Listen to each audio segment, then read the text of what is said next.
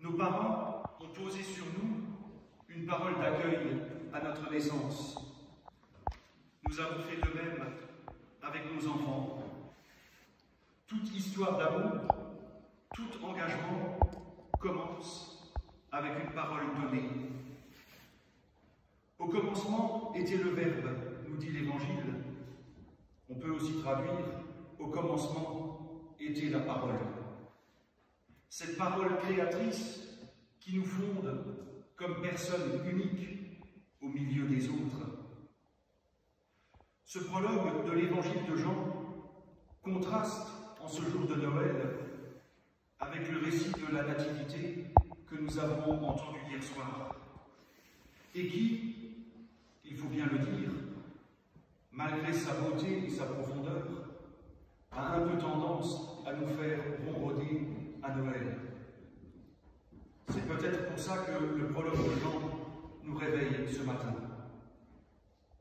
en nous rappelant que tout commence avec une parole, y compris la foi. Que disons-nous lorsque nous disons « je crois en Dieu » ? Pour la majorité des gens, y compris croyants, croire en Dieu signifie concrètement croire, à défaut de pouvoir le prouver, qu'il existe un être supérieur, doté de tous les pouvoirs, qui sait tout, voit tout, dirige tout, contrôle tout, et qui aurait bricolé le monde qui nous entoure. Or, il n'en est rien. Le prologue de Jean nous l'apprend. Au commencement était la parole. Une parole d'accueil, de pardon, d'encouragement. Une parole qui apporte la lumière dans nos ténèbres depuis notre baptême. La foi est alors la fidélité et la suivance de cette parole. Elle consiste à vivre et progresser dans l'accueil, le pardon, l'encouragement posé sur nous, qui conduit nos vies sur un chemin de lumière qui est déjà chemin de résurrection. Aussi, la foi n'est pas une croyance, mais une fidélité, dont l'enjeu et la difficulté est de ne pas redevenir une croyance. Au commencement était la parole, mais une parole, par essence, produit quelque chose. Lorsqu'elle est posée, on ne peut plus la reprendre. On ne peut plus faire comme si rien ne s'était passé. Une parole nous transforme et nous ouvre à l'avenir. Or, Jean le précise, cette parole qui est au commencement n'est pas simple verbiage. Elle s'incarne. La parole s'est faite chair et elle a habité parmi nous. Il s'agit ici, bien sûr, d'une référence à la naissance de Jésus, qui incarne cette parole de Dieu, d'où cette lecture de Jean à Noël. Mais à ce propos, Jean dit deux choses. Il a habité parmi nous. On peut traduire le grec littéralement par « il a dressé sa tente parmi nous ». Une expression qui fait référence à l'Exode. Jean dit ici que Dieu vient au milieu de son peuple, dans, avec et à travers Jésus. Il vient partager les exodes, les exils, les détresses de son peuple. Peut-être est-ce pour ça qu'il est né dans une étable, pour pouvoir éclairer les étables et les ruines de nos vies. Comment ne pas penser ce matin à nos sœurs et nos frères de Mayotte, de Magdebourg, d'Ukraine ou de Gaza, qui vivent parfois un dénuement bien pire que celui de la crèche, mais qui nous rappellent peut-être aussi quel est le sens de Noël. Il n'est pas dans la fête artificielle qui, tel un emplâtre sur une jambe de bois, vient un temps seulement remplir du vide.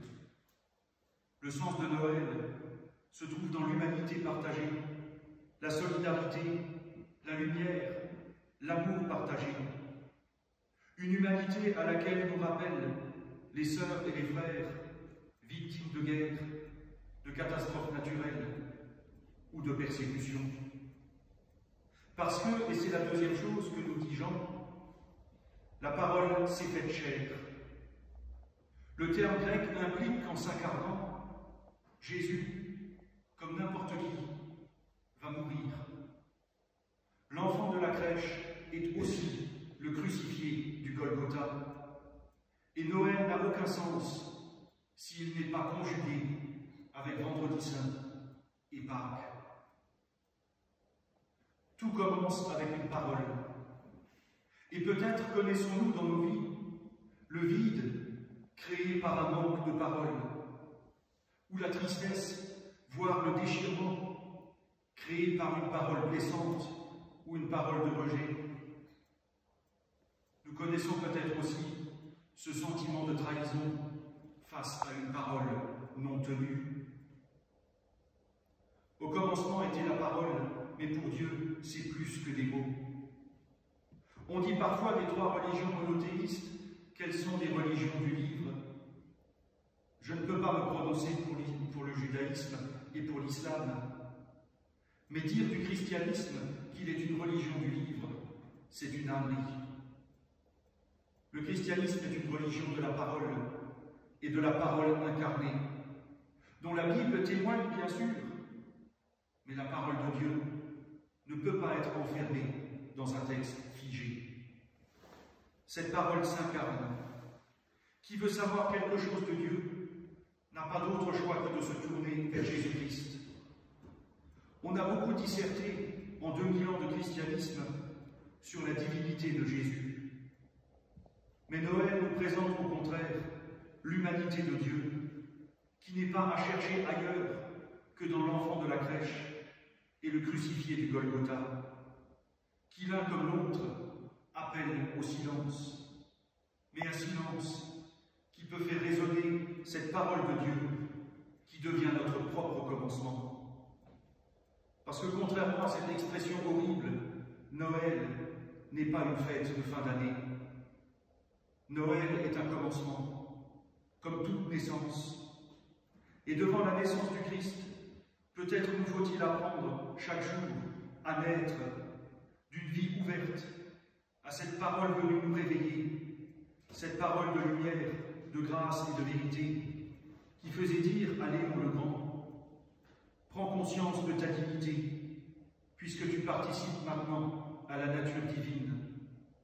Ne reviens pas à ta vie passée. Rappelle-toi à quel chef tu appartiens et de quel corps tu es membre.